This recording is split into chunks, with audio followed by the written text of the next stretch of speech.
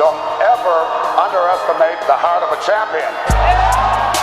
Aha, welcome. This is the Sports Trapp Podcast, and my name is John Trapp. And as always, joined by the lovely, the talented Mr. Khoa.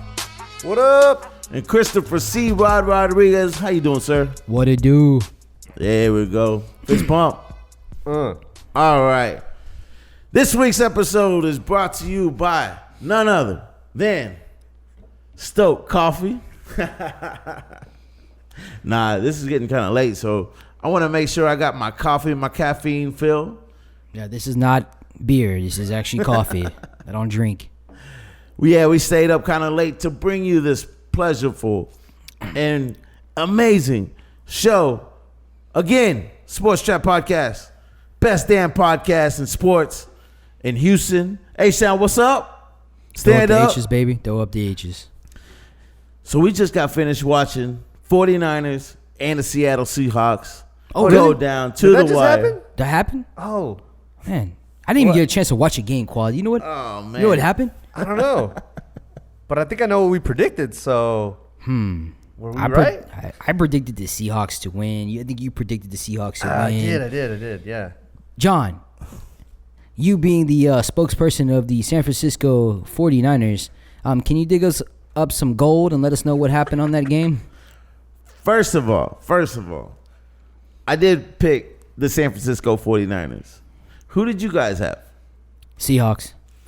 So how did you figure that the Seahawks were going to win over the 49ers? If, you know, all things even, for what are the 49ers are now 8-1.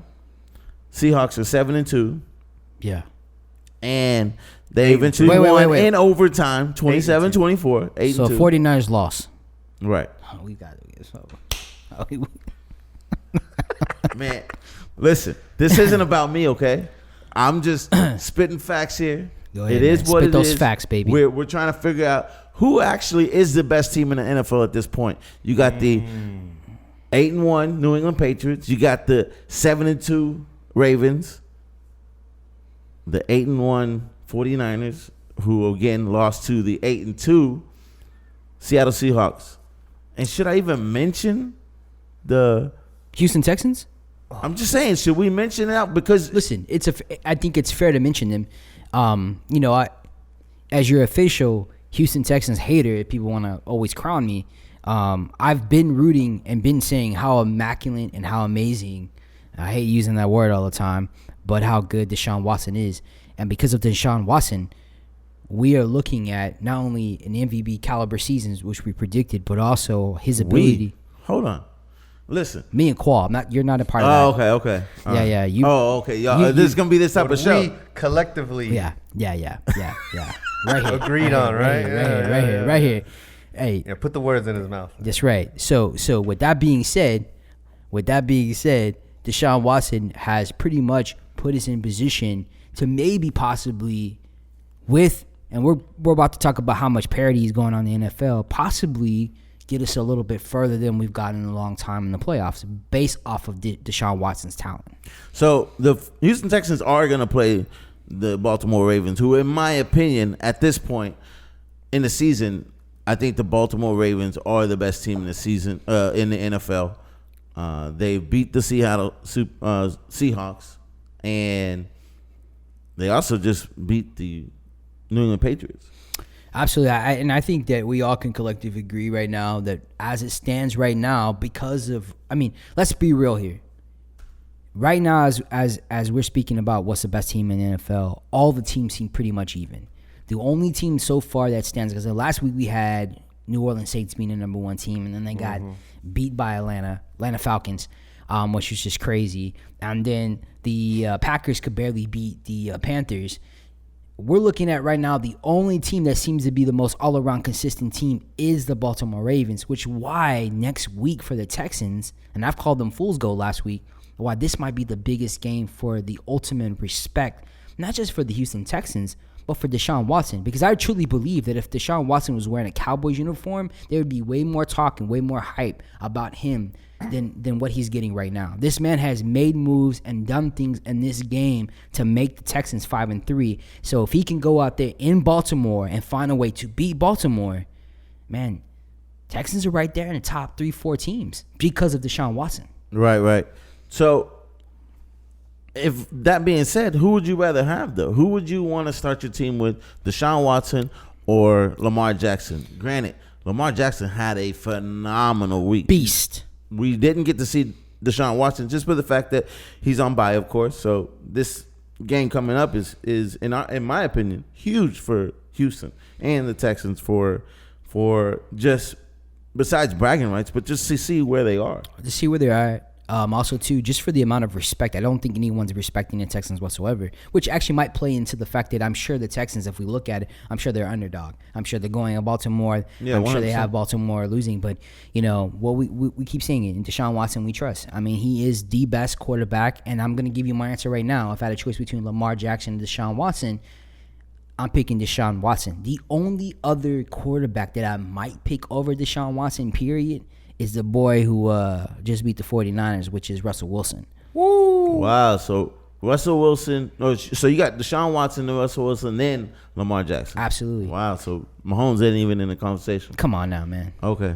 Those boys, those boys can take a physical hit. Mahomes, been trying to tell you guys that. Finesse. He can't take a hit? He gets hit hard, and he comes up throwing the ball like he's never thrown the ball before. Just saying. Okay. Didn't they lose to Tennessee? Yes, they lost to Tennessee, but didn't the Ravens lose to Cleveland? Didn't the Texans lose to the Saints? And I mean, you can go down the list, and I don't. And here's my thing: when you judge teams, you can't judge them on just that one loss. So you're telling me the Saints just didn't become terrible when they faced the Falcons. The Falcons, for whatever reason, whether the Saints just had an off week or whatnot, but the Falcons beat them, and they beat them handedly, just like the Cleveland Browns beat Baltimore. We're gonna have those type of games, and I can even put this game in of tonight. San Francisco just had an off night. You know, it's just. It is what it is, and it happens. We can't just judge San Francisco off of this one game. Kansas City Chiefs has lost to the Tennessee Titans, the Colts, and the Texans. That's 3 AFC South teams, right? And we can all agree that a lot of people already counted the Tennessee Titans out and probably counted the Colts out after Luck going out, right? But they have managed to be somewhat feasible to still be 500, right? So what I'm trying to say is that, did you even get a chance to watch that Kansas City Chiefs game? Yes, I saw it 100%. Okay. Did you? At what point did you think that it was because of Mahomes? I'm not saying because of Mahomes, but what I'm saying is that, and I said this, if teams are physical with the Kansas City Chiefs across the board, if they run it down the necks and just beat them in the trenches, put pressure and throw different defensive schemes at Mahomes, he struggles. He struggles making those plays. When you have someone like as talented as Mahomes, you always have the possibility of him hitting like where he fakes like he's gonna jump up, and then he hits a Hardman for that touchdown. You have those plays, but then there's also times when he got stuffed, when he got stopped, when they put pressure on him, right? And that he didn't just make just a simple plays. We watched Russell Wilson tonight, right? There was how many third downs where he got sacked? 3. Okay, those were crucial plays, but he never tried to do more than what he could. If he couldn't see it, he couldn't figure it out. If he couldn't run to get those extra yards, he couldn't make that play. He didn't try to do some fancy throw. He just did the most. And you know what? He said, you know what? We'll get the ball back, basically. And Seattle Seahawks have a respectable defense. That's the one thing that the Kansas City Chiefs don't. And not only that, but they just lost 2 more linemen. They had struggles with the offensive line for Kansas City, and they got to protect Mahomes because he is fragile compared to both Deshaun Watson and Lamar Jackson, who from that standpoint can see. They seem like they can take that physical play and not be. It's hard to say he's injury prone, but I'm just saying Mahomes to me looks like somebody that he's one hit again from getting hurt. There's so many things that to me, there's just inconsistencies in what you're saying. Okay, so you're saying that Mahomes, in a general sense, is injury prone. Who's had 2 ACL tears? And this is I don't even like saying that. I didn't say he was injury prone. I see he has potential to be injury prone. Right. So does everybody. Right. So doesn't Deshaun Watson? Doesn't Lamar Jackson? And here's my thing. And to go and answer the question, who the best QB in the NFL is, and I got to be honest, and it hurts for me to even say this, even tonight, because of what I saw of the game itself, the way it played out. If I had one quarterback to choose from in the entire NFL at this moment, it would be Russell Wilson. Time and time and time again, Russell Wilson has proved that he has the maturity, he has the smarts, he has the wherewithal to stay within the pocket when he needs to, and he knows and has the knowledge to move out of the pocket when he needs to. It just seems like he's always making the right decision. And yes, Deshaun Watson may be right there, right behind him, and with the same quarterback IQ, but he doesn't have the team around him. If anything, what Russell Wilson hasn't had in this year, he hasn't had in the past. He's had in the past was a good defense. This year, his defense is not the same. Tonight was phenomenal. Jadeveon Clowney. We can get into that about how a monumental mistake it's looking like it's going to end up to be that the Texans let go of Jadeveon Clowney. And so, going back, Russell Wilson just continues to be that piece that any team would need to get over the hump. I don't understand how he only has one Super Bowl. Well, I could tell you why. You just give the ball to Lynch, and you got 2 Super Bowl rings. Okay, I know that it's right now saying what I'm about to say is like comparing apples and oranges, but it's based off the talent and based off how that player acts when people are physical with him. And I think about right now, hands down, that we can all agree that Steph Curry is probably the greatest shooter of all time, right? He's going to go down as the greatest shooter of all time. What he does in a game is special. People love watching him because of the way he dribbles, the way he shoots the ball. He's changed the game as we know it. We can also say the same thing about Mahomes. When you see him on the field, you know he could do something special, right? Especially with his tricks, his trick throws. It's comparison to the way Steph Curry does his trick dribbles and his trick shots. But when you get into their asses and you play physical with them, they're different players. When you get physical with Deshaun Watson, when you get physical with Lamar Jackson, when you get physical with even Russell Wilson, they're different players. It's as if they meet that physicality, and I haven't seen that yet. So that's why I say that he's injury prone, and maybe that's just a bad comparison, but I feel like every time I see him and teams get physical with him, he becomes a different player. When people get into Steph Curry and he has to play defense, or people become really physical with him, he's a different player. It's almost if they get taken out of their super skill set and their super talent. That's what I'm talking about, if that makes a little bit more sense. Now, so you have the Ravens, you have New England, San Francisco, and Seattle Seahawks, right? Going forward, how do you see this game that just played out, 27-24 in overtime? Going forward, who is going to win that division, in your opinion? NFC West. I'm going to stick with what I predicted in the beginning, which is I had Seattle winning it, but I have 49ers right there. And shit, the way the parity is going, we said it, Rams fuck around, become 8-8 and still make the fucking playoffs. Because they have a solid defense. Their front four are just sick. But at the same time, I was telling you that Seattle might win the division. That doesn't necessarily mean that they're the best team in the NFC. Okay, maybe this is a better question. What do the Ravens need to take it all? What are they missing as far as a team?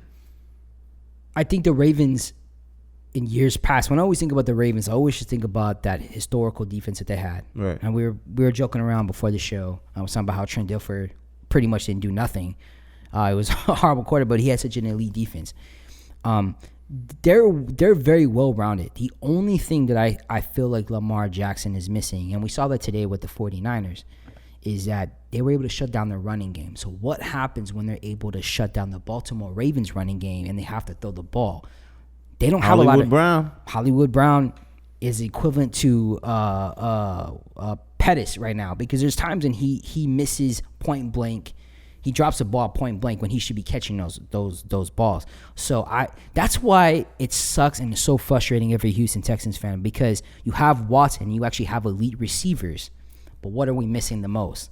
Running back And offensive line, and then right now, if we would have had Connie, would have felt a lot better about our defensive line, but we don't have those things. He was a monster. And I said this, if there's ever been a year where there's so much parity in the NFL, and we can't even, like, no one right now can pick a Super Bowl favorite, because right now they could all be favorites. Right. This is the year that if Texans would have done and played their cards right, this could be the moment that they could sneak in and win the Super Bowl, because of how they have special skill set players. When you have a Hopkins and a Watson, you should be able to put other key pieces around those guys to make them elite. And they still haven't reached that elite level, and that's what's so sad, because we know that we have the players to be super successful and to win a Super Bowl, but we can't get to that next level. Every team needs a little something. Every team needs that, like you said, for example, Baltimore Ravens, they need a wide receiver core, right? New England Patriots, it looks like they're in the same boat, needs a wide receiver core. We, as a Houston Texans, need running backs and an O-line. San Francisco, I feel like they're right there, but they need maturity. They need just these moments like that played out tonight, where time, ball possession, the field awareness, and just health in general would have propelled them to have this win. And I don't know if we can get it over the course of this year, but they're right there.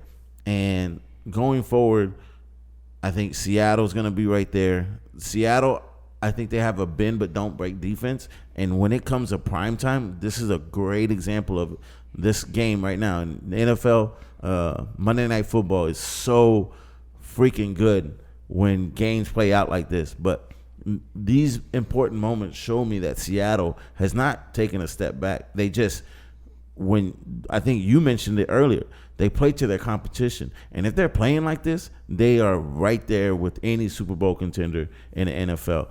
And I said this from the beginning. Unfortunately, the 49ers have them in their same division.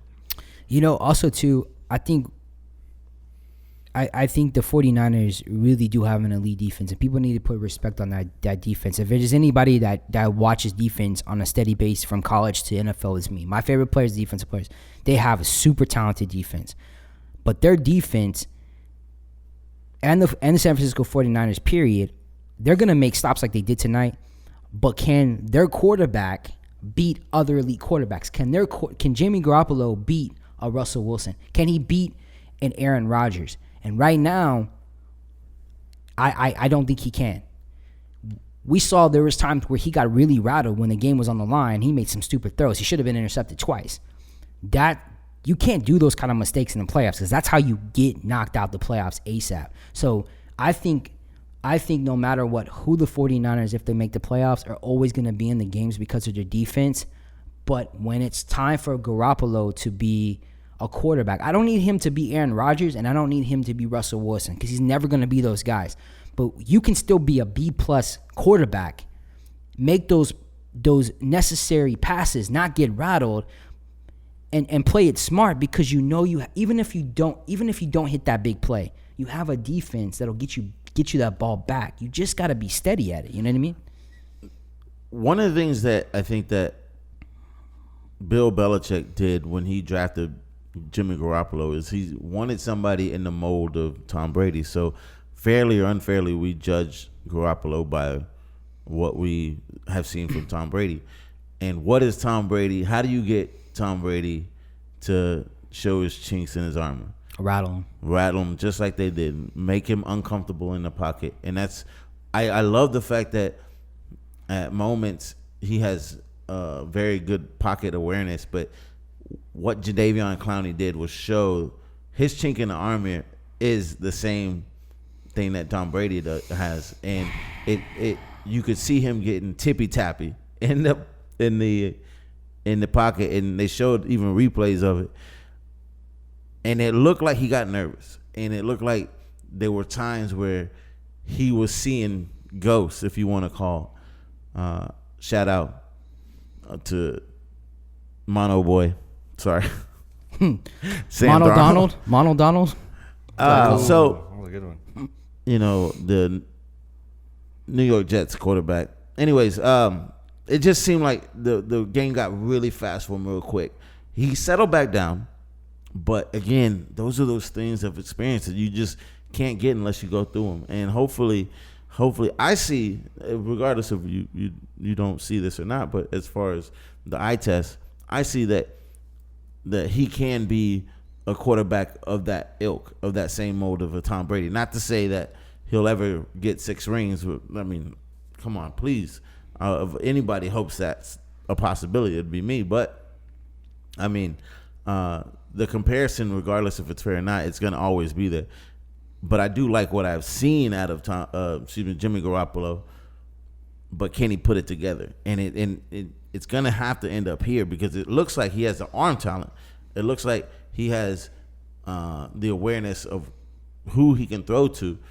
But also those wide receivers were just, I mean, you said it, you got to hit them in the hands. And yes, it could be a little bit high sometimes. It could be to the left or right. But, I mean, if you're a wide receiver and you get paid to catch the ball, I got to say that's on the wide receiver. It is, but at the same time, John, it just reminds me about when we used to play basketball, and you can make no look passes, or you can make a solid strike in the chest, right?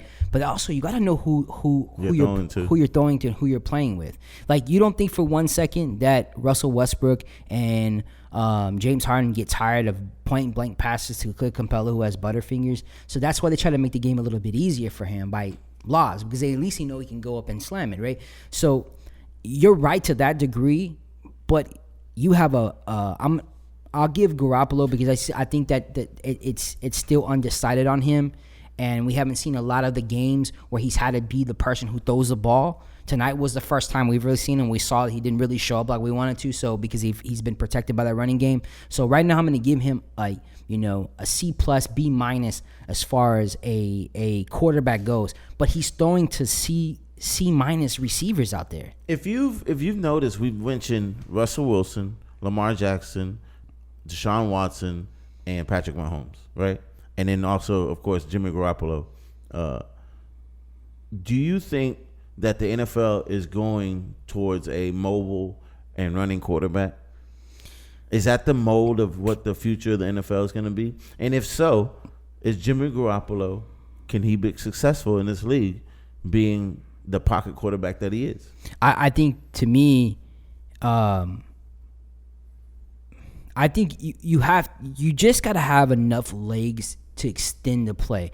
I know we're looking at Lamar Jackson doing some crazy things, especially against Cincinnati, where he ran for that touchdown and did some amazing moves. Did you not see Michael Vick in the flesh? Oh, absolutely. That was amazing. But Lamar Jackson, Deshaun Watson, and Mahomes and Russell Wilson are perfect examples, is that we as fans want them to run the ball, but them as athletes, them as quarterbacks, want to be in the pocket to pass. That's why when you look at someone like Russell Wilson, look, he runs to extend the play or to slide, right?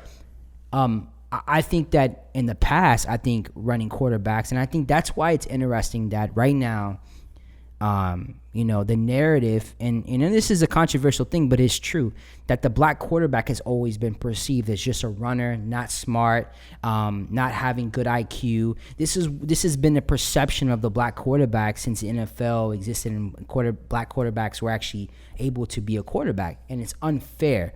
And it's good to see somebody like Lamar Jackson, Deshaun Watson, Mahomes, and Russell Wilson not only be successful as a two-way quarterback, But when they're in the pocket, they're even that much more deadlier than their legs are. Right. I mean, some of these passes that Deshaun Watson makes and Lamar Jackson make are incredible.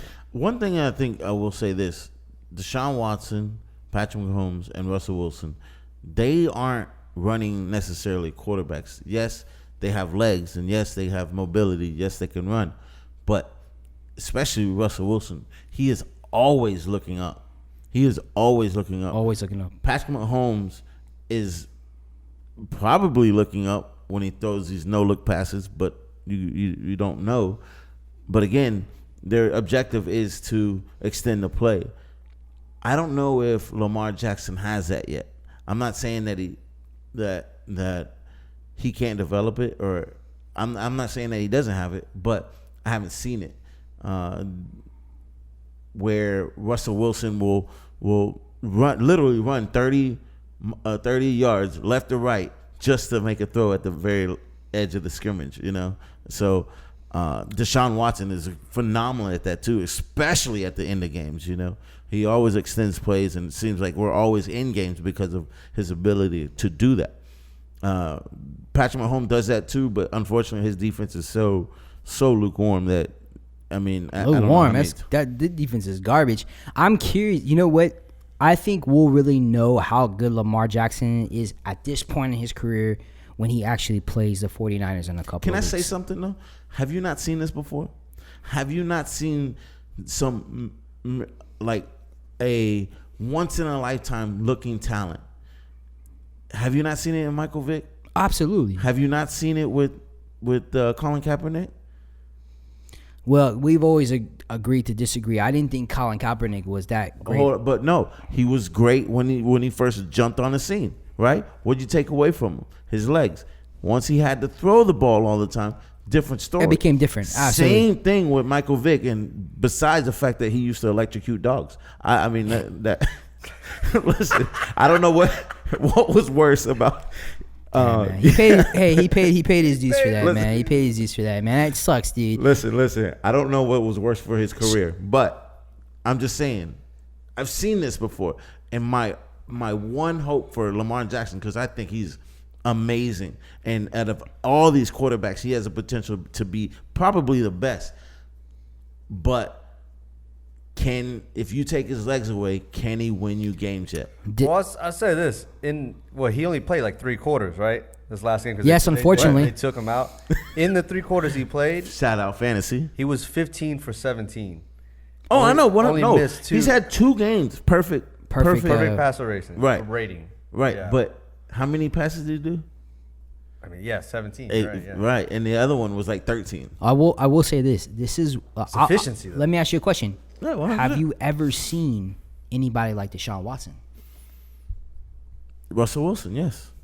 I think Deshaun Watson can be better. And if he were to do more. Comparison wise, you really think so? Because the Russell Wilson is, I would say, is probably because of his stature, is a little bit quicker than Deshaun, a lot quicker than Deshaun Watson. I think maybe Russell Wilson's more elusive, but I think Deshaun Watson's faster, and I think Deshaun Watson can make certain throws that Russell Wilson can't, and that's hard and his to height. say. I mean, he's Right. what 6'6", 6'7". We were watching the game, Man, and Russell at made one some. point, Russell Wilson escapes and loses the pocket out the pocket. He throws a ball in the middle of 3 49ers I mean, That with floater. with the tightest window. I mean, he'll make it happen. and extended a 3rd down play. Yeah. And I was like, everybody's looking at the catch that I think it was Metcalf that made the catch. I was looking at what Russell Wilson did in that one particular throw because of the window that he had to throw in, and just the accuracy he had to throw it with, And even and that touchdown all that throw. to say that I think even then Deshaun Watson can make those type of throws and more that Russell Wilson can't. A lot of the viewers who are watching our show, and I don't know how you guys are, John. I know you didn't watch this the way I did growing up, but when I think of Deshaun Watson, I see not Russell Wilson. I see a combination of Warren Moon and Steve McNair together. And those who don't know who Steve McNair is and Warren Moon, if you get a chance, you can Google them or you can go on YouTube and you can watch how they played. Warren Moon, it will go down as one of the greatest quarterbacks to ever quarterback that never got a championship ring. Steve McNair almost took his team to a championship. I don't think people realize that people wanted him when he came out of Acorn. They actually wanted him to be a running type of quarterback, but he showed that he was better in the pocket as a passer, a very elite passer. He's a combination of those guys because of their stature, because of their height, and because of their arm. He's just a little bit faster than both of them combined. Right. So I get the Russell Wilson comparison in this sense because they're both smart IQ-wise, but he's a combination of all three if you want to look at it. Right. And that to me is why I think Deshaun Watson is the best fucking quarterback in the NFL. Ladies and gentlemen, there you have it. Now, I do really want to know your opinion as well. Leave your best favorite quarterback in your comments in the section below. Hold on, I'm about to put Jimmy Garoppolo right now. There's so many reasons and stats that we can go back and forth about this all day. At this point, I still think the MVP hasn't been decided. But I'm gonna stick with my pick, Patrick Mahomes. So Patrick, you're still picking him as your MVP? I still got him so far. Oh. He just got a couple weeks injured, so hey, we'll wow, he shouldn't even be in the comments of MVP. Hey, right listen. There's a okay. Who's your top five MVP I'm saying by candidates? the end of the. Who's your top five MVP candidates? Because I can't believe Mahomes is even in there. I mean, if the season were to end right now, it'd be Lamar Jackson, hands down. He's your yeah. Okay, but who's your top five? Lamar Jackson, Russell Wilson, Deshaun Watson, Patrick Mahomes, and run CMC. So so basically all quarterbacks who. McCaffrey. What about you? I think I'd probably have the same five. I don't know. I might put Aaron Rodgers up in there too, man. I mean, I can't count out Aaron Rodgers. I mean, they're 8-2. I mean, he's still playing phenomenal. I feel like at the top, I probably would have to go Russell though. I think nice. But I mean, see that if we had like right now, right. if we had to choose right now. That's the way I'd see it. I just think that I agree with what you're you're saying. Not caught up in the moment right now with Russell Wilson? I get he came up big and he won the game, but I'm just saying, are you not caught up in the moment? I mean, yes and no, because I feel like I would have said it either way because I think that he's proven that he's he obviously his track record, he's been of this caliber player and he's proven that he is still there. And I mean, just the way that he manages the game, manages to find the ways to win, and just watching him play tonight, being able to get out of those situations but still make plays, and he's a hell of a lot of a more accurate thrower than I think a lot of people give him credit for. Yeah, 100%. And I see a lot of that in Deshaun Watson too, where he can make these incredible throws in that one game that I forget who he played against, where he actually was able to maintain that pocket, insane accuracy. And so so they're very similar players to me. Just they play in a different, system. So who's your top five? I think it's a three-way tie if we're gonna go I think. Hold on, time out. Listen to what I have to say. No. Listen to me. I never said that I have. I just asked you. I know it's a top five. You don't have to rank them. I know, but right now, Deshaun Watson, Russell Wilson, Lamar Jackson, all three have not done enough to outbeat the other person in MVP. It's theirs to lose, right? Okay. Then after that, I have Christian McCaffrey and I have Delvin Cook. I don't think people. I don't think Patrick Mahomes no getting no love. Hell no. Did you not see what he did in the game versus the Titans? They lost. Okay, that's all that matters. He almost threw for 500 yards. That's great. 3 touchdowns. Wow, that's great. Okay, Chris, that's done. great. Please leave your comments below. Please. That's great. Who is your top five? And we'll come back and address this next week. I think that you pick Mahomes because before the season even started, you're in love with him. You're so biased and you're so in love with him that, matter of fact, I think right now you would probably trade pretty much anything in your life right now, with the exception of your family, to have him actually be the quarterback for your 49ers. Guess what? Ain't going to happen. Now, you can be all lovey-dovey with you, Mahomes. This reminds me also, too, when John was so in love and dovey with Steph Curry, and then he came to his senses really fast this past year that he wasn't the best point guard in the NBA. I'm sorry, Mahomes hasn't. There's been crucial games where he needed to win, and then he's made some mistakes. right now, if I had a choice, when I think of MVP, if I give the ball to them under the most intense pressure, how would they finish? And right now, that's why Deshaun Watson, Russell Wilson, and Lamar Jackson, because right now they have won the big games when they need to win those big games. Okay? So right now, Aaron Rodgers, great choice. Mahomes, great choice, but they're on the outside looking in. All right. All I'll say is this. Ravens have 2 losses, and one of them to the Chiefs, to Patrick Mahomes. All right. So I want to get into our picks of last week because we Do you really want to get into our picks? Listen. I have to. We ripped the Band-Aid with the 49ers off, and I'm going to have to rip this giant-ass Band-Aid. John's Band-Aid was on his ball sack. I bet that hurt. Edit that out, please. Edit that out. No, we're not. I ain't cut nothing out of this show. Anyways, so look, you had the Raiders, Bears, Jets, Packers, Seahawks, but the one you got wrong, I'm sorry to say, is you unwillingly, for some weird reason and factual reason, you have with the Cowboys. Them boys. What? You picked the Cowboys over the Vikings. Oh my God. Guys, if you get a chance, if you haven't seen the last episode, which was episode what? 21, please go. First 21. of all, John picked the most ridiculous games. Listen, the hardest games.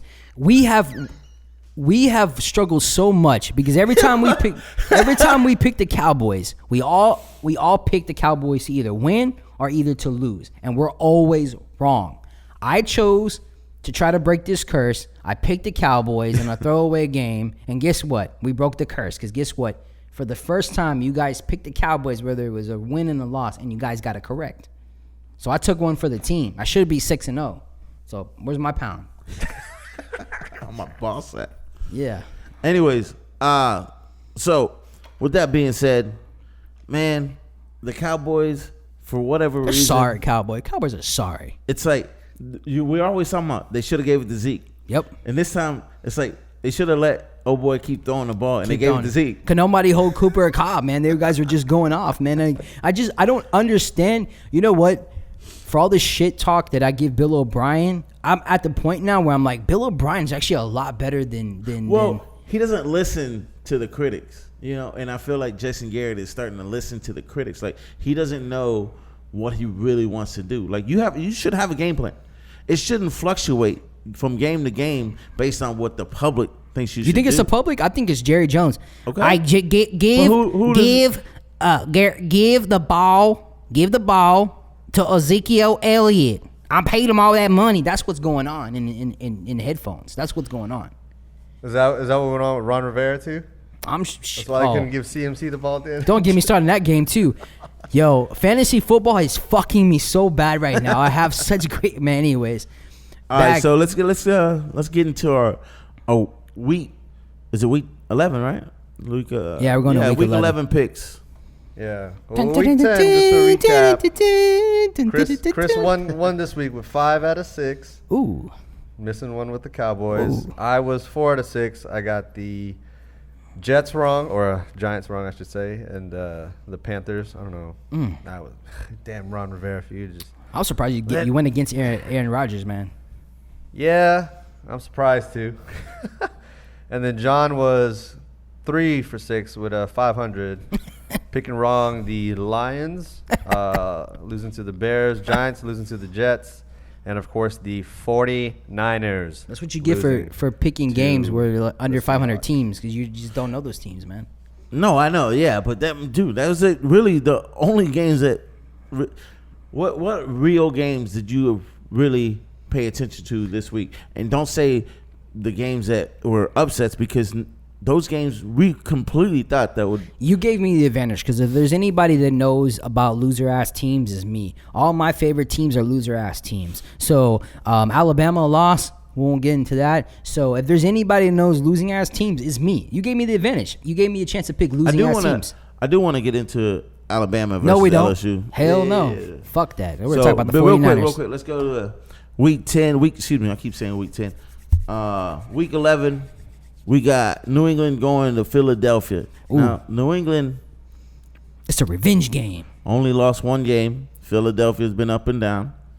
What do you think is going to happen? Where's it at? Philadelphia. It's in Philadelphia? Yep.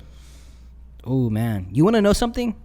I think Philadelphia is foaming from the mouth. I think they see an opportunity, and they still have a pretty good defense. They're good at stopping the run. They're not really good in the secondary, but they're good at stopping the run.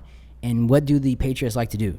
Run the ball. So I think it's going to be a close game. It is in Philadelphia.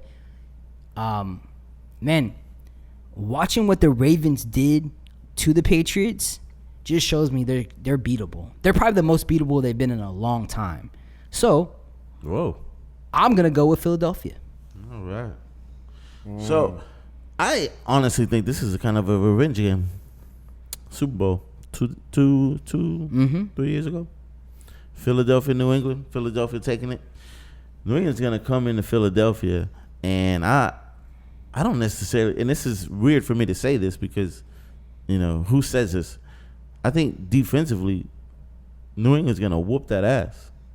I think New England at least is going to get spank that ass. You think get so? at least one defensive touchdown. I mean, I wouldn't be surprised for 2. I think that with Wentz, as mistake prone as he is, and as smart of a coach that they have in Bill Belichick, that's easy to say, but I think that they're just gonna wait for Philadelphia to make those mistakes, and sure enough, boom, game over. All of a sudden, you lost by two touchdowns, and they're both by the defense. I don't think the Patriots defense is that good. Ooh. I think they've gotten away being elite playing against under 500 teams, and we saw what happened when they played against a real team. Their defense did not look elite at all. So I think there's some chinks in their defense, especially when it comes to their linebacking core, coverage.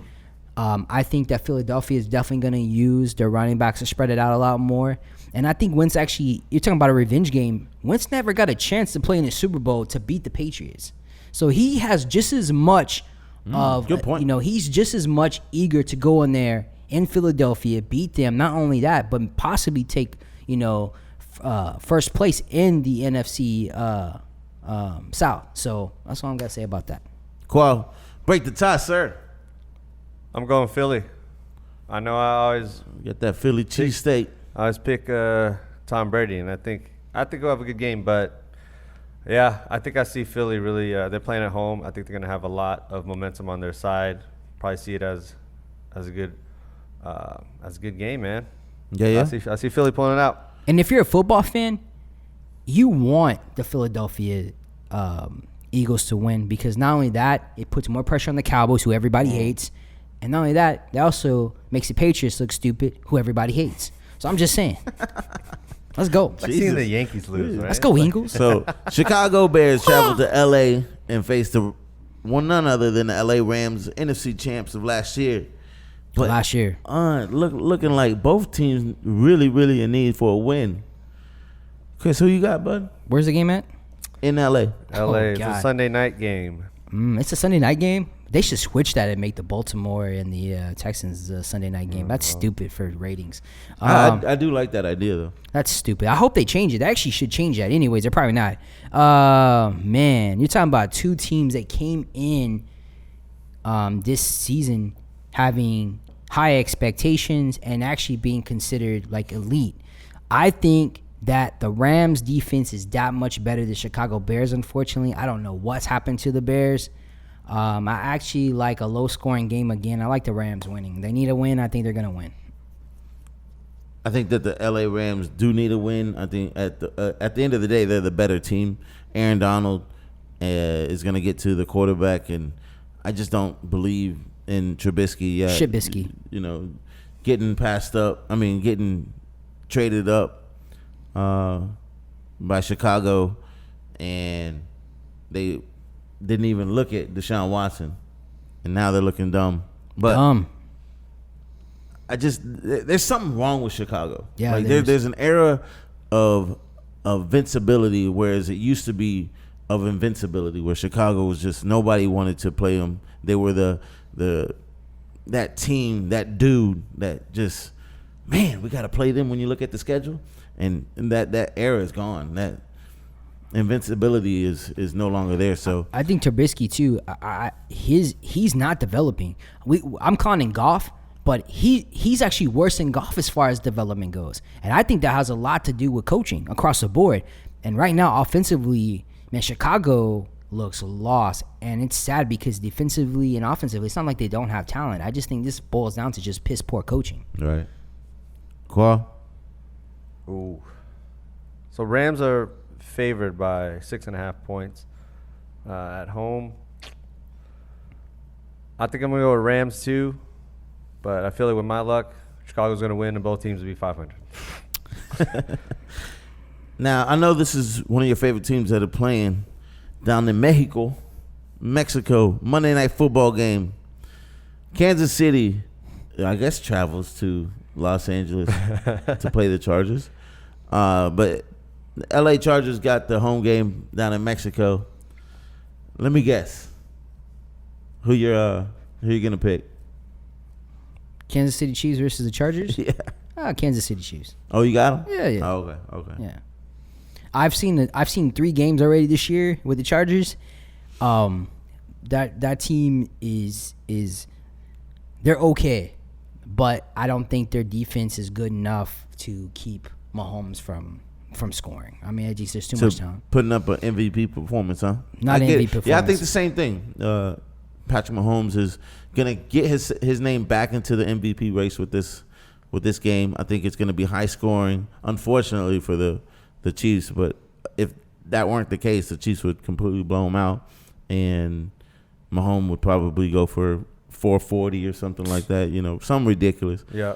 I got the Kansas City Chiefs in this one. Also, too, the way that the Kansas City Chiefs lost to the Tennessee Titans, I just can't see an Andy Reid team coming back and losing again. Yeah.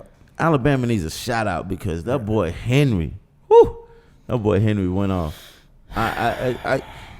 You have Saquon Barkley, who everybody's talking about before obviously this game, and you had Zeke, who got paid, and they're like that was who the top running backs in the NFL was. Nobody mentioned Derrick Henry, and all of a sudden Derrick Henry's like, oh, we also got a quarterback that actually hands off the ball to Derrick Henry and Ryan Tannehill, because Mariota, lo and behold, got benched.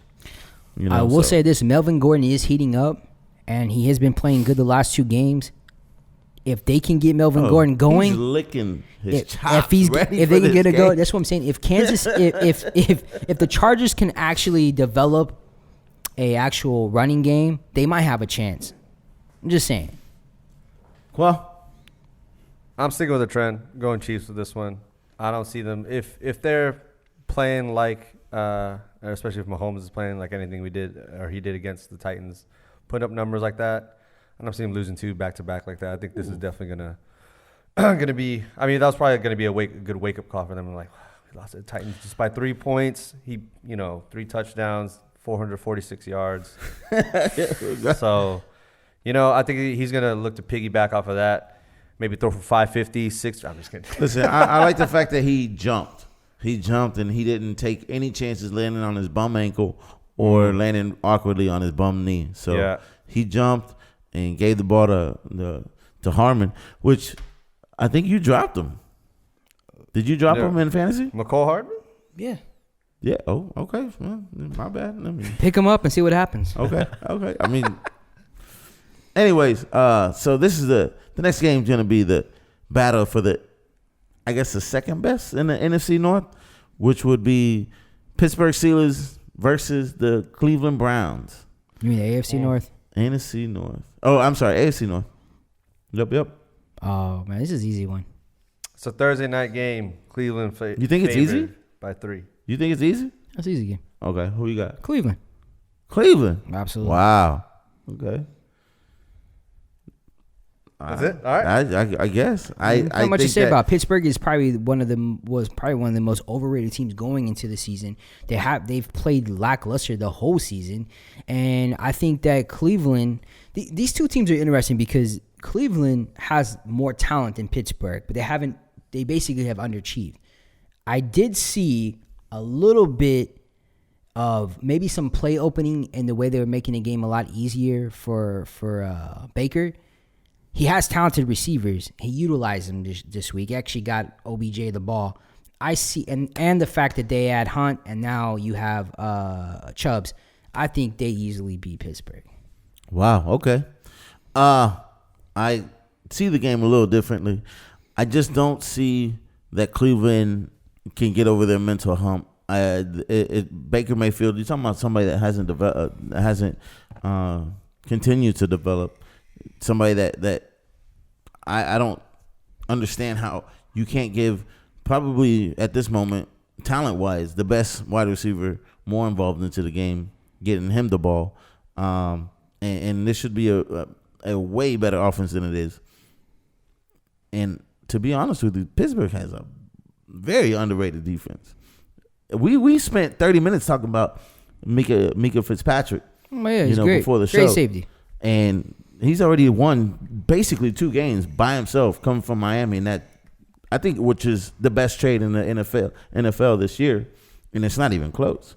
So Mika Fitzpatrick has completely revamped this defense, and it's a top tier defense in the NFL. So I got the Pittsburgh Steelers winning in a defensive battle, and I mean, Cleveland Browns actually have a pretty good defense as well, FYI. yeah, I'm not saying that the Pittsburgh offensively is going to dominate them, but I don't think that Pittsburgh has a great Ooh, offense. I'm so glad you picked Pittsburgh. I'm about to go 6-0 again. Let's go. Who you got?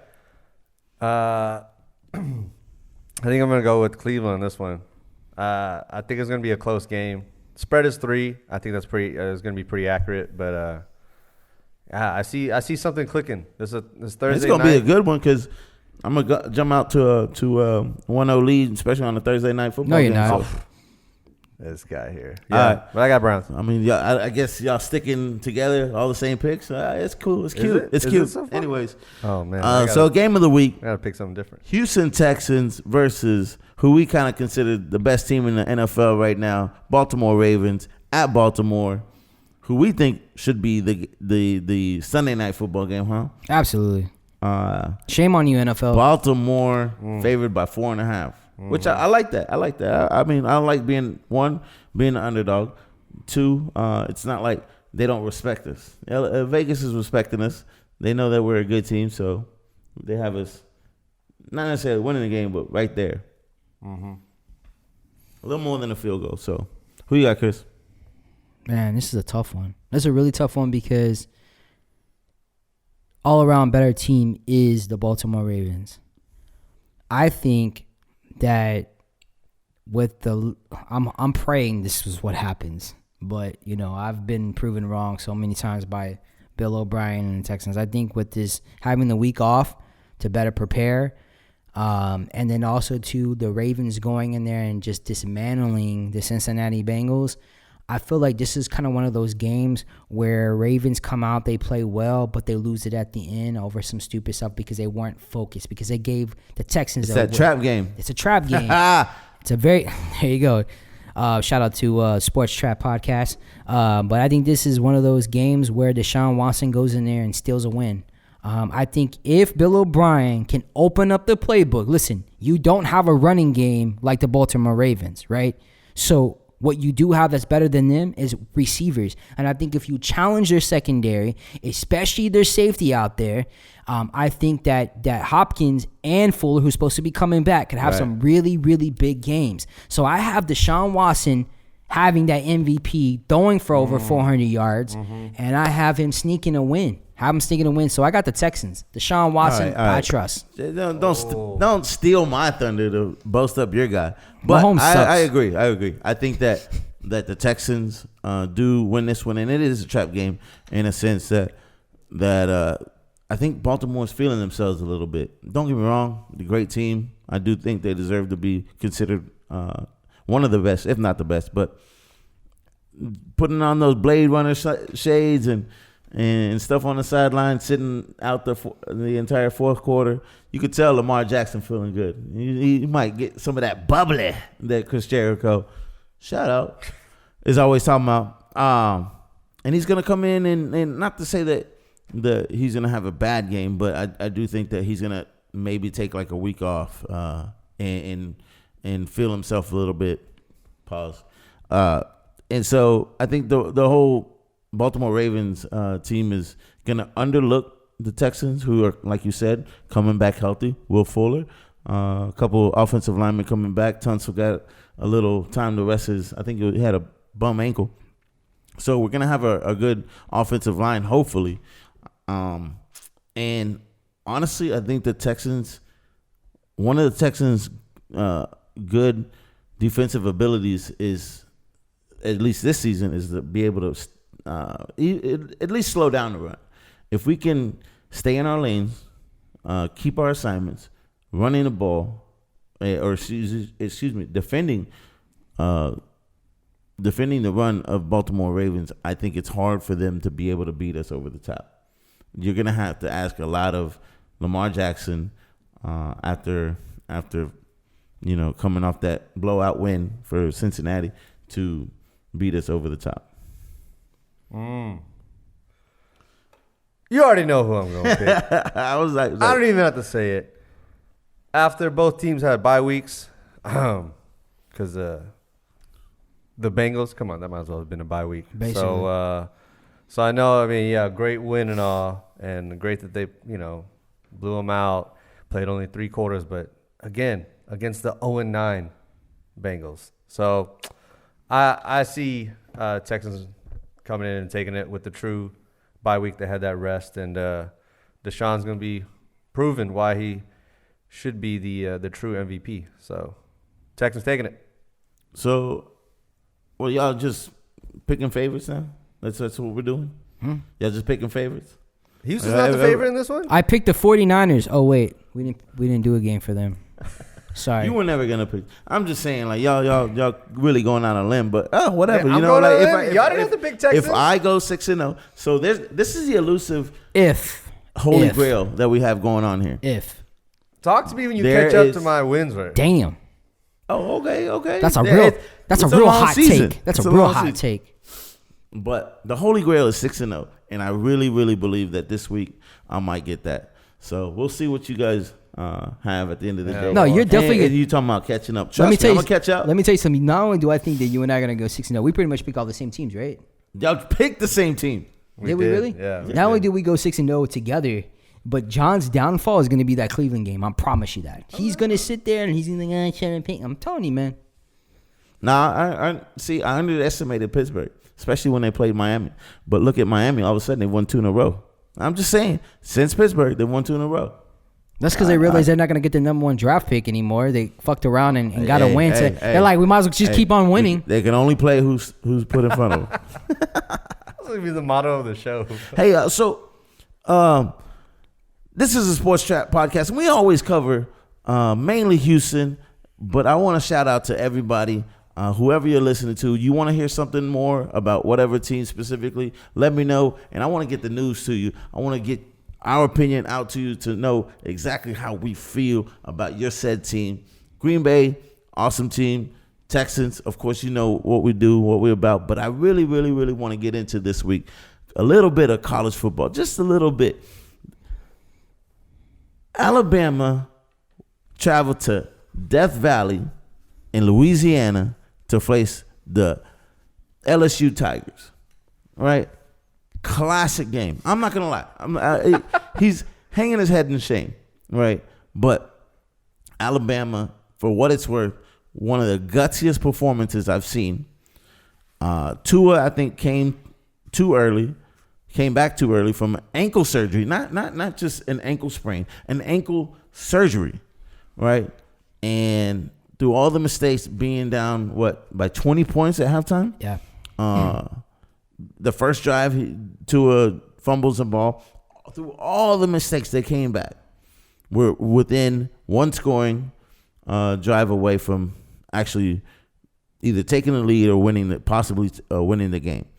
But wow, LSU is a phenomenal team. LSU, in my opinion, could go on to win a national championship.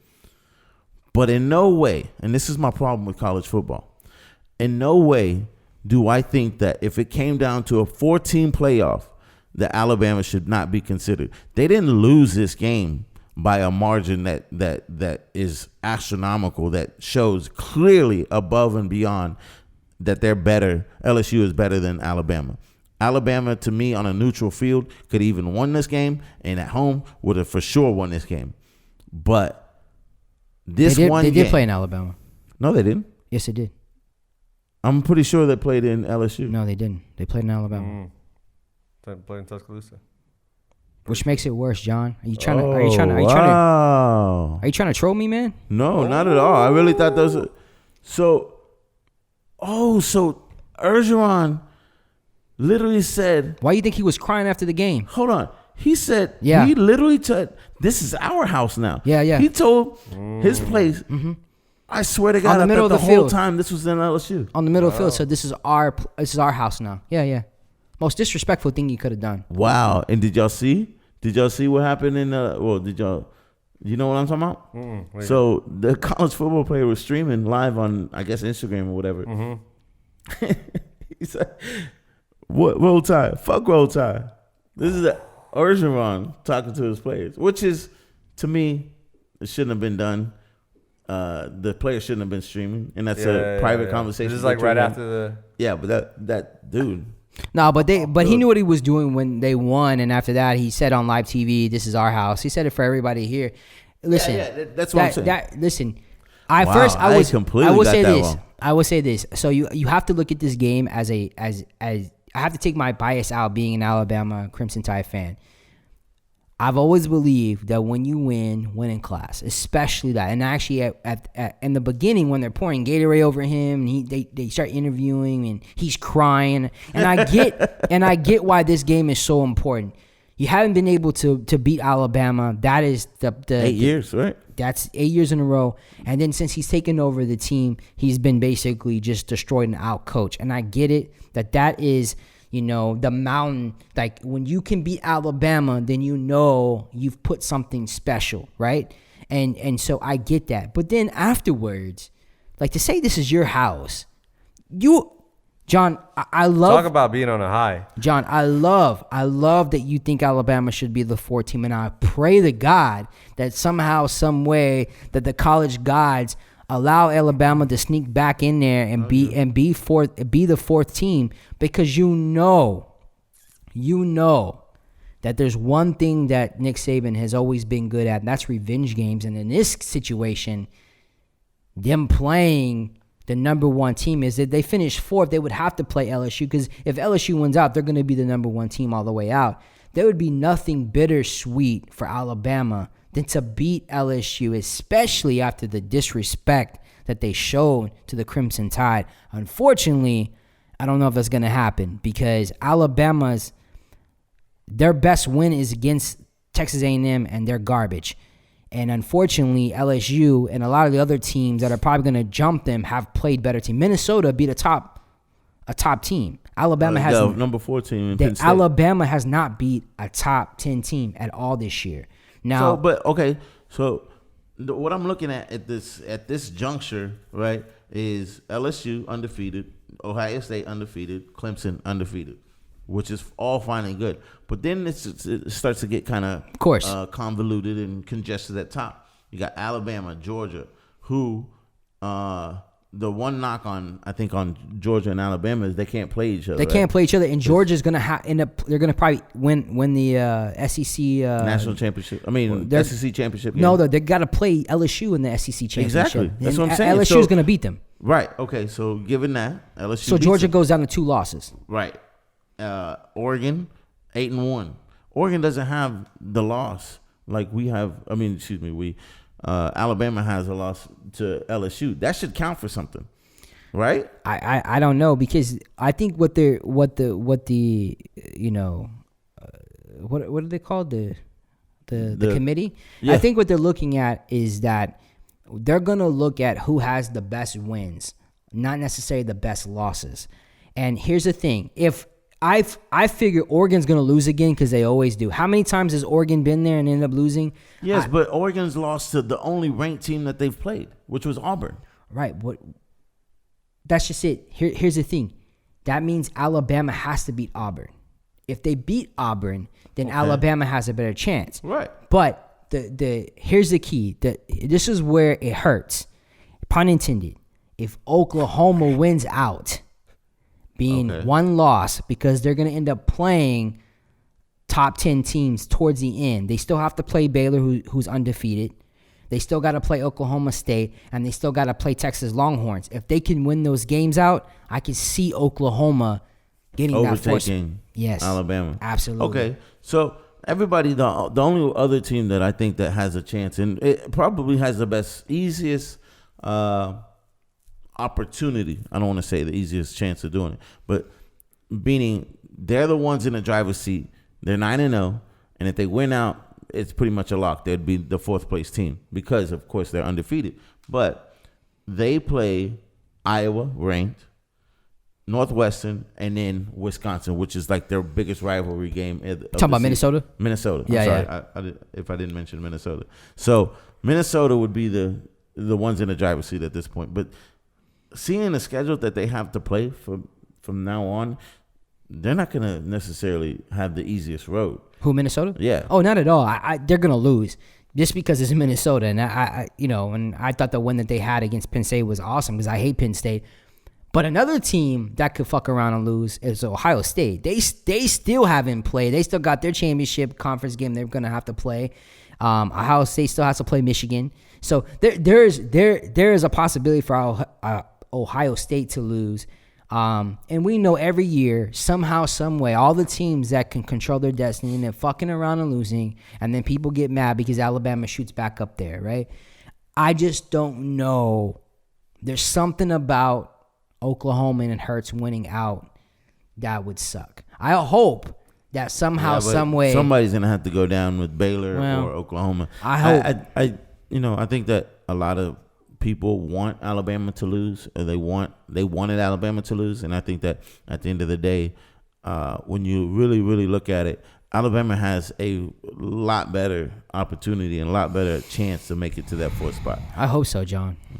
For the sake of my college football season this year, I really hope so. I'm tired of fucking losing. I can't win with the Astros. I can't win my Crimson Tide. So you mentioned an article that this is the end of the dynasty of Alabama. I don't Do you think really believe that's true? I don't think it's the end of the dynasty, but I will say that for the first time ever, it feels like a lot of college football has finally caught up with Alabama. I think that losing to Clemson the way they did last year in the championship, 46-16, that to me was like, damn. And then to start the season and lose like your two starting linebackers, your two 5-star linebackers, and now having to start freshmen, it showed that their defense is not as elite. It's a good defense, but it's not elite. When they need to make stops against LSU, when they had them 2 times, they had them in third down, they could not stop them. To me, it's like, that doesn't mean that Alabama can't re-up. They're always, top 3 in recruitment? Here's my thing, though. Okay, you're giving me all these reasons about Alabama not being able to do this and that and that and this, right? But LSU, to me, looks like clear and above the best college football team out there, right? Agree. And they barely beat Alabama. And it was such an emotional game that the coach was crying. The whole entire university is like up in arms because they finally, after 8 years, beat this Mount Everest of a team. Alabama's still the bar. So, I try to be realistic because it's easy to be so biased that you feel like your team is the best team always. Right. But this is the first year. I love that quote. Winning only means that winning so much only means that winning is not enough. It's not and Alabama, if they don't win the championship, no one cares that they had a successful season. It's just the way it goes. But I think that Saban is getting older, and I know how much he wants to get that one more ring to tie Bear Bryant. I hope that it happens, and I hope that he beats Bear Bryant because he's just 2 championships away from being Bear Bryant as far as the most championships in college football. And I really, really hope he makes it, but unfortunately, that's what I'm saying. It's not that Alabama is not going to always be there. They're going to be there every year, but there's teams that are finally catching up with them. But again, and I'm sorry, I keep harking on the same thing. And this is my last point, and I'll end it with this, and I'll let you have the mic afterwards. But there's 3 stories in college football that I would rather hear above any other team, and it's Alabama versus Jalen Hurts. That's Absolutely. one. That's probably not going to happen, right? Probably not gonna happen. But if chaos ensues, maybe it may. Hope against hope, it may happen. But that's the one of the top stories. 2, Clemson, Alabama rematch game. Now this one would be for all the marvels, for all intents and purposes, because Alabama has one, Clemson has one, right? Or no, Alabama has 2, Clemson has 2, right? Yep.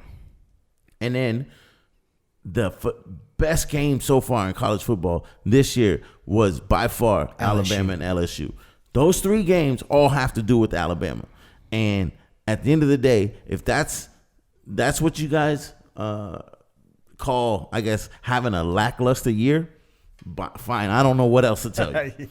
Hey, I really, really hope that Alabama finds a way to get back there because, and somebody made it a good point. As much as everybody wants Alabama to lose, you can't deny that Alabama deserves to be there every year. No, well, that's what I'm saying. I mean, if Bama was to play Baylor today, they'd beat Baylor. If they play Minnesota, they beat Minnesota, right? So it's not like those teams that everybody wants in the playoffs over Alabama are better than Alabama. It's about hate. I get it. It is what it is. Roll Tide. 100%. Roll Tide. This is the Sports Chat Podcast, and we have just figured out that Alabama is the college football version of the New York Yankees. Sorry. No, I mean, no. I'm just, they're the Patriots. Do not put the Yankees on there. Do not do that. They're the Patriots. Nick Saban and Belichick are the same person. So on this best damn podcast, sports podcast, in all of the land and all of Houston, H-Town Stand Up, man, what would it be our podcast without us talking about a little bit about the Rockets, Houston Rockets? I think they're 7-4 now. Only 2 games 7-3. 7-3. Yeah. Only One game. One game behind number 1. Yeah. after starting the way they did, still the defense isn't best, but it's getting better. Yeah, they're 1 game out of. I think that's a half game out of first place. Yep. Trailing behind none other than the Los Angeles Lakers and Denver Nuggets. Now, it's still a long season. The Houston Rockets look like they're putting their foot kind of to the pedal now, getting their feet under them, Getting their legs underneath them. Yeah, more. Getting in shape, basketball shape, because it looks like they came in not in basketball shape. But so on Reddit, there was a guy that made a post talking about the direct correlation of James Harden and how his game dips when he goes to a city with good quality, high-rated strip clubs. Do you really believe that's a thing? Can he? Because he breaks it down statistic by statistic. I mean, this is scientific, as well as anybody I've ever seen break down something like this. And I mean, it's funny. Like, the better the strip club, the worse he plays, and it's like by a 20-point margin, 20% margin. I think it's funny that Utah has some of the worst strip clubs. No, Utah? It says best. So Salt Lake City is the Third-ranked third-ranked strip strip club. clubs in all NBA Damn, I cities. thought they That's were why he doesn't play According worse. to this, I wonder what He has his worst performances in Miami. Many consider. He also used. He said city strip club rating was determined by average Google review for first 10 strip clubs, and it's like, first of all, Google reviews are not who's accurate. going on Google and reviewing strip clubs if you are a Perverts. strip club frequenter? Perverts. Come on now, you telling me you never done that? No. No. I ain't going on putting my name and my account onto Google, on Yelp and be like, hey, I had a really great time there. If you're an NBA star, you should go there. See, here's my problem though. You don't see LeBron having these types of experimental instances of strip clubs, and That's because when you're affiliated with the Chinese government, you're not allowed to do those kind of things. So LeBron James is part of that communist country, so he's not allowed to do that. I don't know. No, in all seriousness, I think the Rockets are coming into their own now. They're finally starting to get their groove. As doom and gloom as we started out the season, like I said, we started out better than we did last year. So we still ended up pretty good last year. And as long as we get to a first good start, then I think we'll be okay going down the stretch. Big test tomorrow. Big test, well, technically tomorrow, but big test on Wednesday night versus the Clippers. Hopefully, Kawhi Leonard doesn't decide to rest. You think that the Rockets would benefit if they decided to use a couple games here and there and rest their players, say like James Harden? Probably so, because James Harden has played the most minutes in anybody in NBA the last couple of years.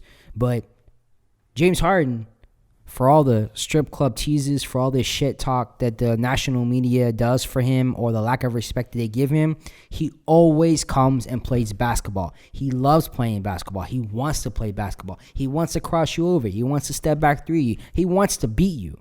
Whereas Kawhi Leonard just wants to play when he wants to play. And that's been his kind of attitude, what kind of got him in trouble in San Antonio. And, I'm always the first person not to question when somebody's hurt or not. But now you're starting to see that it's a little bit more than that. It sounds like to him he wants to conserve himself so when he needs to play or when it's important, right? So as long as they can get in the playoffs, then the playoffs become important. And I think that's kind of chicken shit. I think, we just talked about this. This whole article that this idiot doofus did became a national media thing. Anything that can take away from James Harden is leading in all scoring right now. People don't realize that, and he's also top in assists as well. And so again, he's putting up. I think he has the. I forgot he made a new historical stat where he is like fourth for most 40 points games. Oh yeah, behind like Wilt Chamberlain, Michael Jordan. That's what I'm saying. It ain't LeBron, and it ain't Khoa either. The whole point is that it seems like no matter what, the national media always wants to shit on James Harden. I know you don't like him. Like I said this before, he's either too dark, he has his beard, he looks like he's fat in his uniform. You don't like his style of basketball. He's not as good looking as, I don't know, Steph Curry, if you're that type of person. But this man plays basketball every night. He's not wanting to take nights off, and he's always doing the most. And right now, there is no one else equivalent to the Michael Jordan scoring records than right now in the league right now than James Harden. And I think people need to put more respect on that man's name. I'm just getting frustrated with it, man. Now, do you think that at the end, though, like here's the thing with Kawhi Leonard and him taking rest and using the load management deal, at least it's benefited him. It's benefited him in the East, though.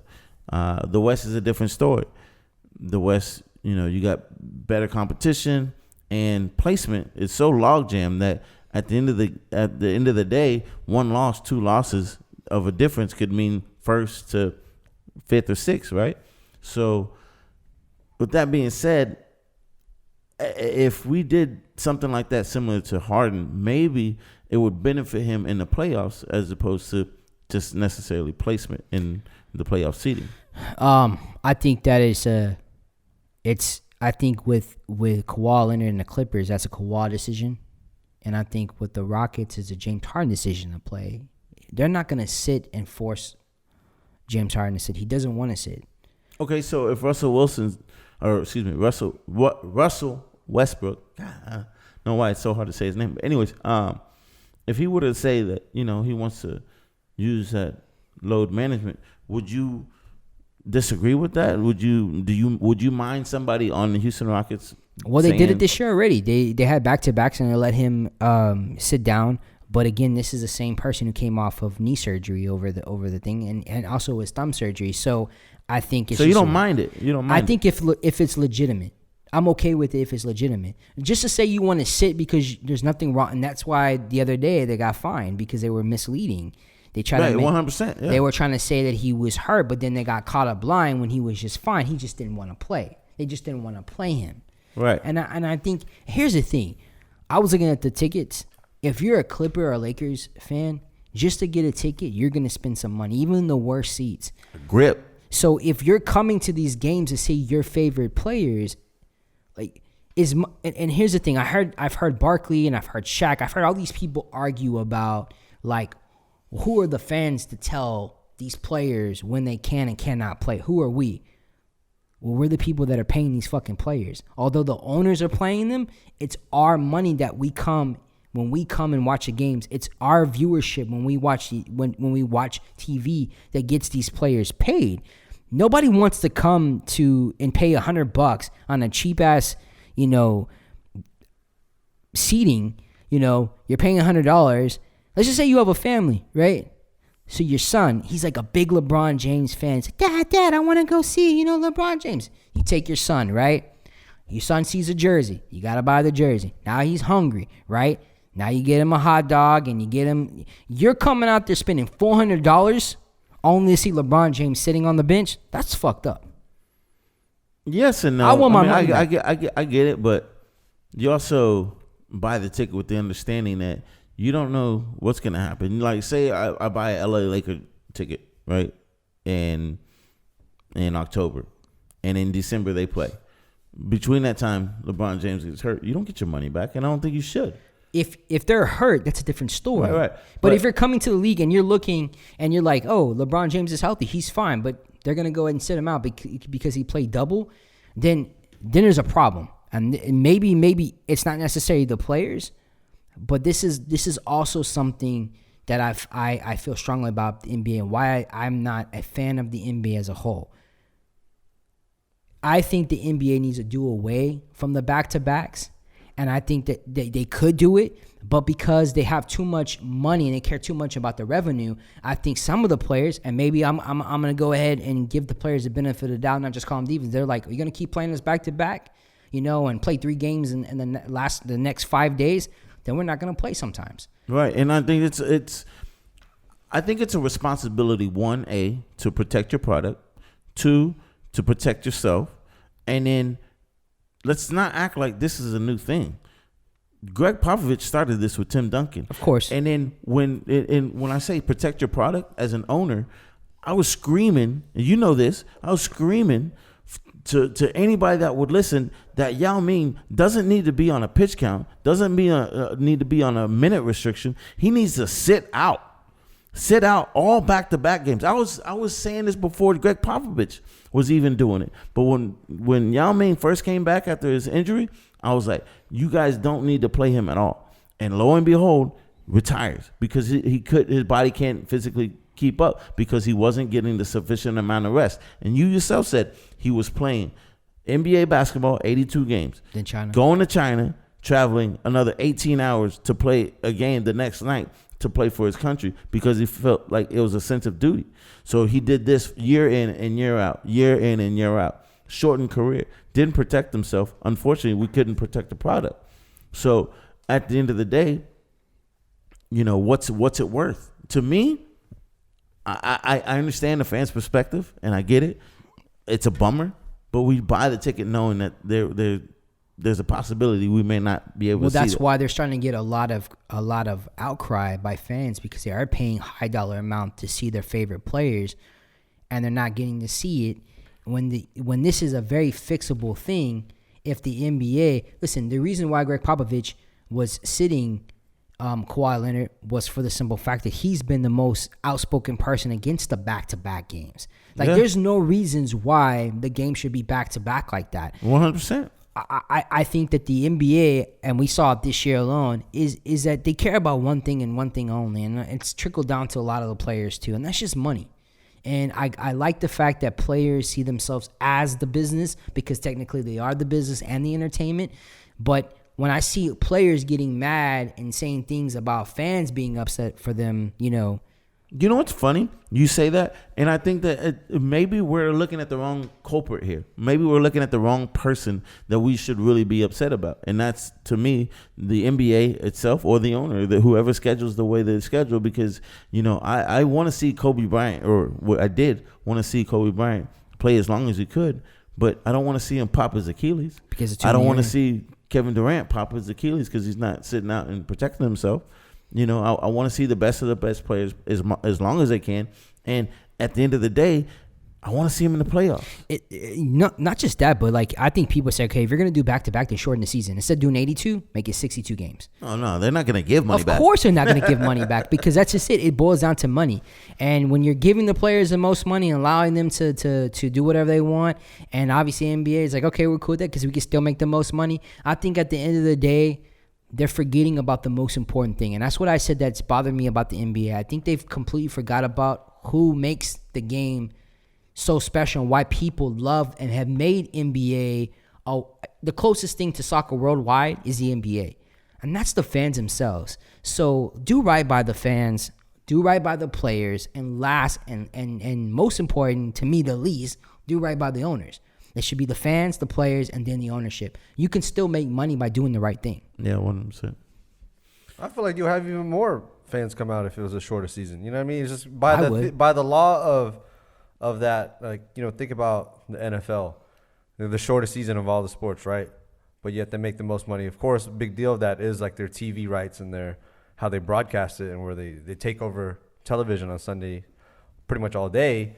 But by virtue of that, you only got 16 games to be able to go to. So home games, what is that? 8 games, right?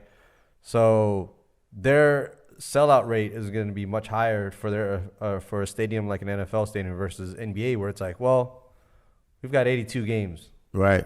I can go to this game or I can go to one of the next 16 or whatever it is, you know? So I think if you start that, like, yeah, it'll be better for the players, yeah, because, yeah, they will be healthier, and then you'll have an even more incentive of like, oh, I have a much higher chance of seeing the stars come out and play because there's just less time, less games for me to see them. So, yeah, I'm going to go out and I'm going to go buy that ticket, you know? I feel like that's what would happen, but I mean, don't take my ability to boo LeBron James. I'm trying to watch a Laker game this week just so I can go there and boo LeBron James. Probably gonna drop 50. I don't care. I'm gonna boo him all the way to 50 points. I will say one thing too, man. I think that who the people that are up in arms about going to the games isn't necessarily representing the fan base, you know. One thing that you and I seem to agree on is these tickets and the pricing, and they may not necessarily be from the NBA, but the way it's handled through secondary markets or third market, definitely third party market, is where one ticket becomes from $20 to $120, where it's outpriced in my opinion, the real fans. You know, I would love to go to more games, but it doesn't make any sense to invest that much money in where I'm paying double face value, triple face value. Not fair. Yeah, absolutely. You know, especially, I mean, it's ridiculous, especially when we do want to see LeBron James or we do want to see Kawhi Leonard and stuff. And that's another story, another whole different segment. But I think NBA and artists and whoever deal with these ticket vendors should look into it. I think that goes in the same bucket with the sneaker game too, because I like sneakers because I want those sneakers. People are going and buying these sneakers just so they can triple, quadruple the sales. A shoe that's $150 now going for $600-$700, and you have to pay that price because, you know, they've gone and just bought, you know, a bootleg amount of shoes. And same thing with tickets. And I just think it takes away from the true fans and the true sneaker collector that just wants to collect shoes. You know what I mean? Or just wants to watch LeBron James and Kawhi Leonard go at each other. You know? See, people, we are the voice of the people. We are the voice of Houston. We are the voice of reason. We give you our straight, honest opinion, and at the end of the day, we defend you because you know what? We are you. This is the Sports Trap Podcast, and you are the Sports Trap Podcast. We want your comments. We want your likes and follows, and let us know how we're doing. Let us know what we're where we need to. And even we will shout out to even the people out there who are fake ass Sports Trap. Out there, that's all those fake ass sports traps out there. God. They're not doing it how we doing it. So, shout you out, son. To me, you know, so we got somebody that messaged us about us using the name Sports Trap Podcast on Instagram. On Instagram, it's the Sports Trap, right? So first of all, one, they don't do it like we do it. They're not even a podcast. They're selling fake. But they don't have my name. My name is what it is. John Trapp. Thank you. And I didn't derive it from their page or I wish whatever. his last name wasn't Trapp, because it's been so easy to make fun of his name like pretty much my whole life. But yeah, so Trapp. yeah, absolutely. Oh, really? We're gonna go do that? We're gonna do that now. I just thought of that, man. All right. Oh, I've never original. I've never seen a trap. I've never seen a trap set up for a trap. It's just funny. You always trapping yourself, Trapp. Anyways, of course, once again, Such a this trap. is the Sports Trap Podcast, the original, the one and only. Thank God. Sports Trap Jesus. Podcast. Two Johns, voice two of 49er fans like that. Best damn sports podcast in all the land. Damn. Houston, Texas, stand up, and I'm out. Peace. What? Yeah. We done? Yeah, we Oh, we finished? didn't know. We got more. Oh, well, So, hey, we did want to say bonus. one shout out to the American League Rookie of the Year. For real, man. I can't believe John even went. It's trying late, to it's in, late. man. I know we spent a I was whole. listen. I know I we was spent a really whole hour. honestly, I was trying to get to that 90-minute. he was like But right I was there, just like- right there. I know we spent an hour talking about the Astros last week. We won't do it again, but yeah, I had to give a shout out to Mr. Air Yordan Alvarez. What? Winning the Rookie of the Year. Very well deserved. Only playing half the season? Yeah. Not even. Pete Alonso won the other side of the NL. But Who? we gotta give a little shout out to Zach Greinke. Got a little Silver Slugger, but it wasn't a National League Gold Glove, and we won the best as a team. Houston Astros won the best defensive team in the MLB. Yeah. Is that right? Yeah. I guess so, yeah. Well, you were right in one thing. We are starting to clear all the awards, racking them up. I said we're gonna get all the awards. They also include the fucking championship, which we didn't win. So, John, why you trying to make me go to that place again, man? See, this is Trying to make me what to that dark place, this man. proves to me that Zach Greinke should have stayed in Game 7. I'm just gonna say that. John, man, you really trying to piss me off, man. We Zach Greinke was pitching phenomenal. Left only one home run, and he was fielding like nobody's business. Obviously, because he won the Gold Glove as a pitcher. So, what else is there to say? But whatever. I'm wrong. I mean, listen, I'm still not over that loss. You wanna go another hour? Let's go. Go. No, because it brings the worst out of me. All right, listen. Now, we've obviously passed the 90-minute mark. So, if y'all got anything else to say, floor is yours. Well, go 49ers. That hurt. That's not what you want to say. All right. I think that's it, right? We're going to wait for the rest of these awards to come out. So hopefully Probably gonna win everything. we got some Astros taking the Cy Young and MVP. And I don't think AJ Hinch is nominated for Manager of the Year this year, huh? So I don't think you should be. yeah, well. Oh, we're not talking about the playoffs. We're talking about the There it is. Just put salt on the wound. Well, All right, John. This has been the Sports Trap Podcast. I'm your host, John Trapp. Well, I love the 49ers. Peace. All right. Your team lost too. Shut the hell up. Well, do me then. Okay. I'm Christopher Seward Rodriguez, and Alabama dynasty is done. I don't have a hoodie, but I could. Chris, why don't you ever cheer for my 49ers? Well, how do we got to do something for Khoa? Oh, man, no. Yeah. I'll do qual. Peace. There you go. Okay. You can do something with the Texans. Luis. Peace. Is that right? How do you do it? No, that's Chris. No, how do you do it? I don't say peace. I say yeah. Yeah. Oh, yeah, he goes, yeah. I don't know why I thought it was peace. You say peace. I say yeah, so we can get out of here. Okay, peace. No, full. No, whatever. All right. Khoa, Chris, my name is John Trapp. We out. Yeah. Peace. Thank you for joining us. This has been the Sports Trap Podcast. My name is John Trapp. This is Christopher Rodriguez. Follow us on Instagram, Twitter, at the Sports Trap. Check us out on Google Play, iTunes, Speak your truth, John. Spotify, and also watch us right here on YouTube. Thank you so much. We out.